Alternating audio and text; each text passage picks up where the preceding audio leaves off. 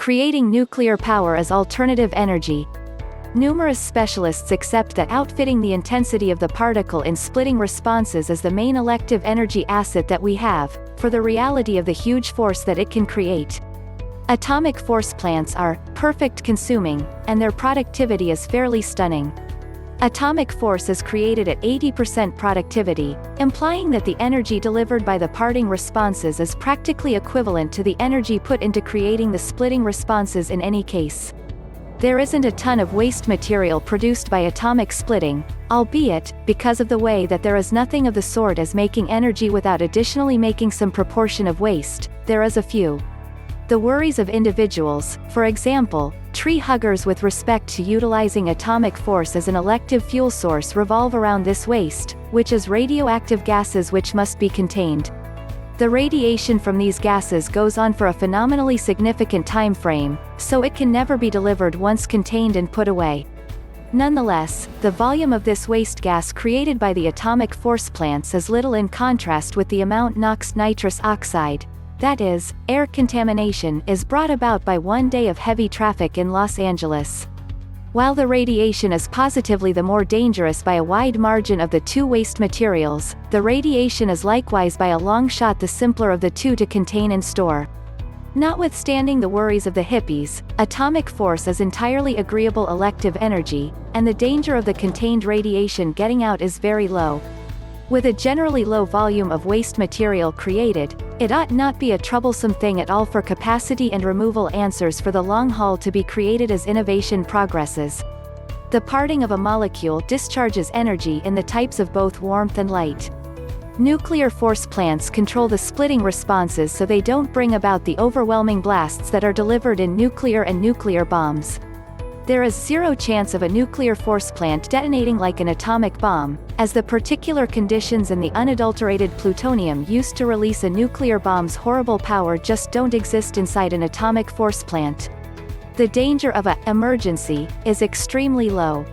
Despite the fact that this last occasion has happened a few times, when one thinks about that there are more than 430 atomic reactors spread out across 33 countries, and that atomic reactors have been being used since the mid-1950s, these are uncommon events, and the occasions of that nature which have occurred were the shortcoming of obsolete materials which ought to have been appropriately kept up. Undoubtedly, if atomic energy could turn into an all the more generally acknowledged type of elective energy, there would be little inquiry of their upkeep being kept up. Presently, 6 states in America produce the greater part of all their electrical energy requires through atomic force, and the media are not loaded up with grim harrowing tales of the force plants continually having issues. Geothermal power as alternative energy. We should do all that conceivable to create geothermal energy advancements. This is to a great extent undiscovered territory of enormous elective energy potential, as it essentially taps the energy being normally created by the Earth herself. Immense measures of intensity are available beneath the surface outside layer on which we move and have our being. All we require do is tap into it and tackle it. At the Earth's center, the temperature is multiple times more noteworthy than that of water being bubbled. The huge warmth makes pressures that strive several miles beneath us, and these weights contain colossal measures of energy. Superheated liquids as magma, which we see the force and energy of at whatever point there is a volcanic emission, anticipate our tapping. These liquids likewise stream to the surface as steam and rise up out of vents.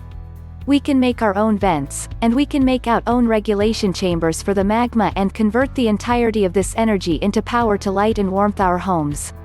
In the formation of a geothermal force plant, a well would be burrowed where there is a decent wellspring of magma or warmed liquid. Funneling would be fitted down into the source, and the liquids compelled to the surface to create the required steam. The steam would turn a turbine motor, which would create the power. There are reactions of geothermal energy tapping which forestall its being actualized for the enormous scope which it should be. Pundits express that review and exploration to locate a clever region is excessively expensive and occupies a lot of time. At that point there is more extraordinary cost expected to construct a geothermal force plant, and there is no guarantee of the plant making money. Some geothermal locales, when tapped, may be found to not create a huge enough measure of steam for the force plant to be practical or dependable. Furthermore, we get with the hippies who stress that raising magma can raise conceivably unsafe materials alongside it. Nonetheless, the extraordinary advantages of geothermal energy would subsume these reactions if just we would investigate it more. The way that geothermal energy is just the energy of the Earth herself implies it doesn't deliver any contaminations. Geothermal energy is incredibly productive, the endeavors expected to channel it are negligible after a site is found and a plant is set up.